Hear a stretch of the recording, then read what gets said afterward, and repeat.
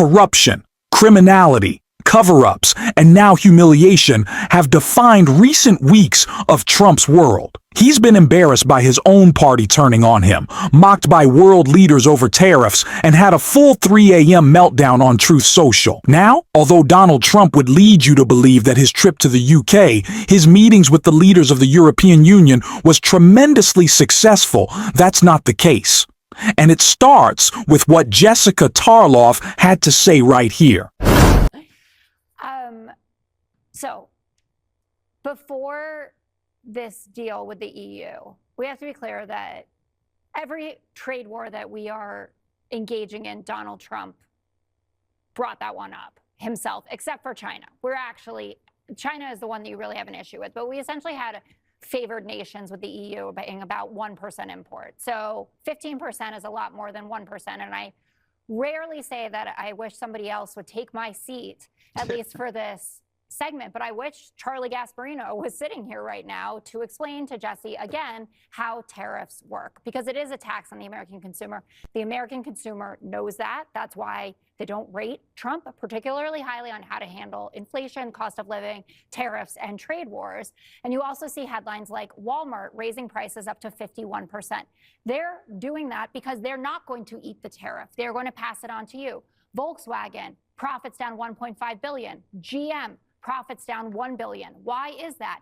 Because of these trade wars that Donald Trump created. Now, there is this $20 billion in revenue that's coming in, right? I've seen the headlines. I've seen the panicans backing off. But if it weren't going to be a clear line to raising your individual prices, why is Donald Trump, and Josh Hawley now wants to get in on it, talking about rebate checks for the American public? They want another opportunity for Donald Trump to smack his signature, which has been all over the place, as we've seen recently, not on another rebate, not with an auto pen, on rebate checks so that the American public won't hate him for the fact that he is raising their cost of living. And that is what is going on here. All right. Donald Trump's tariffs have always been a big joke, a fake power play to make the weakest and most insecure man in America pretend that he's a big, strong, tough guy. Even those within the White House don't take the tariff seriously because they just know it's a joke. Donald Trump likes sending the letters. He likes talking tough. He doesn't know what the word means. Still, after all these months, it's been a year since he announced it as his favorite thing on the campaign trail, and he is still a blubbering idiot while trying to describe an economic policy that doesn't work. Donald Trump applauds himself when he puts tariffs on, and he applauds himself when he takes them off. He doesn't know how they work, and that's been made very clear after the deal he supposedly made on his tariffs was exposed as just a joke. And after that happened, we saw him completely implode on Truth Social. EU admits it can't guarantee $600 billion promised to Trump. The extra investments pledged under the trade deal would come from private companies, which Brussels conceded it has no power to control. The European Union has admitted it didn't have the power to deliver on a promise to invest $600 billion in the United States economy only hours after making the pledge at landmark trade talks in Scotland. That's because the cash would come entirely from private sector investment over which Brussels has no authority, to two EU officials said. On Sunday, European Commissioner President struck a deal with the U.S. and Donald Trump to avoid an all-out U.S.-EU trade war. The deal included a pledge to invest an extra $600 billion of EU money into the U.S. over the coming years.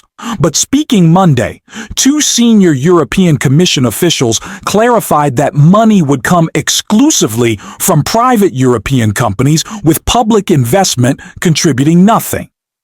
It is not something the EU as a public authority can guarantee. It is something which is based on the intentions of the private companies, said one of the senior Commission officials. The Commission has not said that it will introduce any incentives to ensure private sector meets the $600 billion target, nor given a precise time frame for the investment. However, the first official said the $600 billion figure was based on detailed discussions with different business associates and companies companies in order to see what their investment intentions are. This led to a meltdown from Trump on Truth Social, with him writing, "I'm in Scotland now," after having just completed the EU deal and numerous others. The United States is doing great, to put it mildly. Also adding in on China, the fake news is reporting that I am seeking a summit with President Xi of China. This is not correct. I am not seeking anything. I may go to China, but it would only be at the invitation of President Xi, which has been extended. Otherwise, no interest. Thank you for your attention to this matter. Once again, Donald Trump is humiliated on the world stage, desperately pretending everyone loves him, while acting like a needy child. At nearly 80, he still throws tantrums and makes his emotional chaos the country's problem, tanking the economy with reckless tariffs that burden working people. And while doing that, he's cashing in big from foreign leaders, like with his Qatari jet scandal. Rachel Maddow explains it all. This clip is right here. Weapons underground in this country, in big, they call them silos. They are shaped like farm silos that hold grain, but instead of going up, they go down. And all over the northern plain states, we have these underground silos, these massive underground fortresses, which hold huge nuclear-armed intercontinental ballistic missiles in Montana, Wyoming, North Dakota.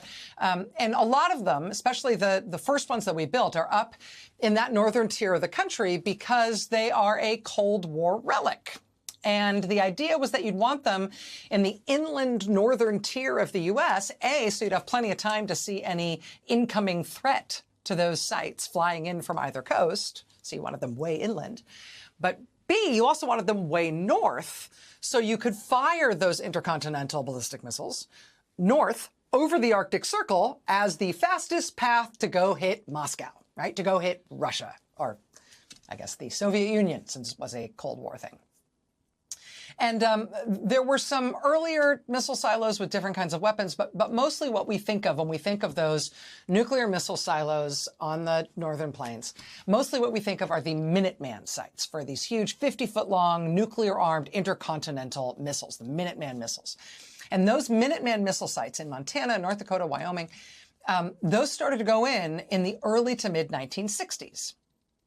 And they are still there and still functioning today, because we as a country still have thousands of live nuclear weapons that we maintain in a constant state of readiness, because sure, why not? But if you're going to decide as a country to do that, one thing you can't then do is let those nuclear weapons and those nuclear weapons sites fall into disrepair, right? This isn't like old books or soccer balls that you stashed in a milk crate on a shelf in your garage and forgot about, and, you know, look, the mice got to them. Right? These are real live nuclear weapons that need upkeep and modernization. They need care and tending. So a few months ago, there was a review of the physical condition of these decades-old silos, where to this day we keep hundreds and hundreds of these huge nuclear weapons.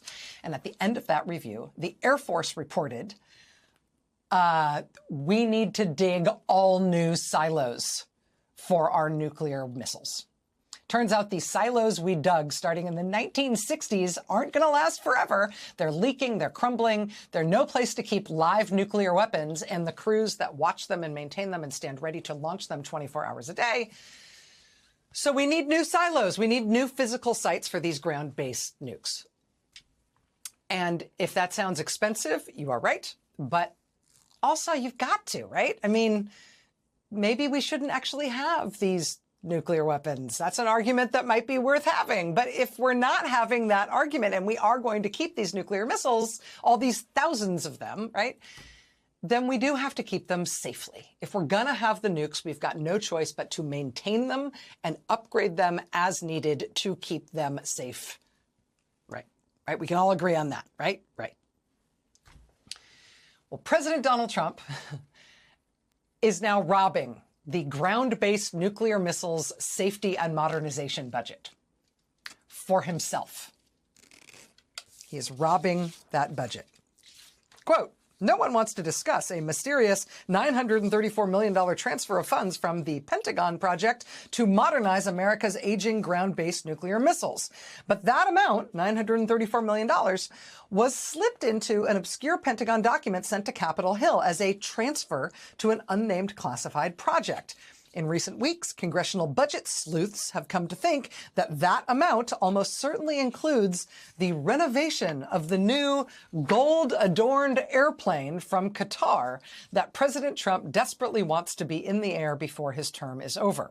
Air Force officials privately acknowledge, quote, dipping into nuclear modernization funds for the airplane project.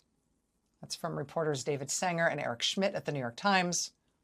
And just to underscore that last point again, just in case that didn't sink in, they actually say it twice in the article. When asked last week, the Air Force said it simply could not discuss the cost or anything else about the airplane because it is classified. But Air Force officials privately concede that they are paying for the renovations of the Qatari Air Force One with the transfer from the Pentagon program to rebuild America's aging, leaky ground-launched nuclear missile system. So our aging, leaky, ground-launched nuclear missile system needs some attention, needs a little TLC, because, you know, they're huge armed nuclear missiles under the ground in Montana and Wyoming and all over the place in silos built for them, 60 years ago. So they need a little TLC, our live nuclear weapons, but Trump is taking the money from that program for himself to instead fix up this plane that he wants, which, yes, he will use as Air Force One while he's president, but then, remember, he plans to keep it for himself after his presidency as part of his presidential library, which is a thing that does not exist. Diverting $934 million in taxpayer funds from the Pentagon for nuclear weapon safety to instead making sure he gets the gold inlay he knows he deserves on the plane he plans to take with him when he goes. Everywhere, all over the world, these guys are all the same, and they all want gold toilets. They all want to rob the country they lead blind, to give them gold gewgaws that make them feel special. But that's more fun than actually governing, right? On the actual governing front, while we're on the subject of planes, let's see, how's it going at the FAA? Well, last week, we just had word of the near miss in North Dakota when a commercial pilot with a plane full of passengers had to take emergency evasive action after a near midair collision with a B-52 bomber doing a flyover at the North Dakota State Fair. No warning, apparently, to the B-52 or the commercial aircraft. Then Friday, we've got another commercial pilot having to take another emergency evasive action with a plane full of passengers. He dropped the plane into what passengers said felt like a nosedive to avoid another potential midair collision about which those pilots had no warning except from the automated collision avoidance system that set off screaming alarms in the cockpit. Then on Saturday, we have 173 passengers and 6 crew members evacuating down the slide at Denver's airport as their aircraft catches fire. Today, we have Newark Airport, one of the 3 big airports in the New York City area, having to preemptively delay all of its traffic because Newark no longer has enough personnel to safely coordinate air traffic in and out of that huge, busy airport.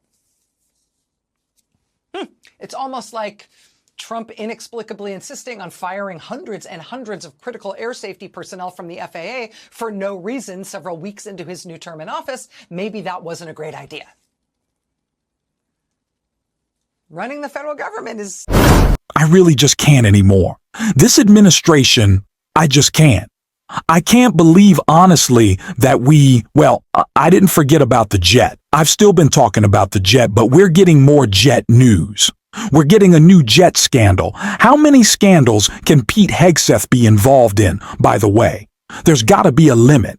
I know this is the Trump administration, but I just feel like he's gone over his AOT-ment, even for an idiotic drunk like him. But I guess we're just going to have to keep calling it out. We're certainly going to be doing so on this show. And if you want to support that, as always, you can hit that subscribe button, leave a like on this video, and if you stuck around to the end, drop a blue heart in the comments. And until next time, I will see you soon.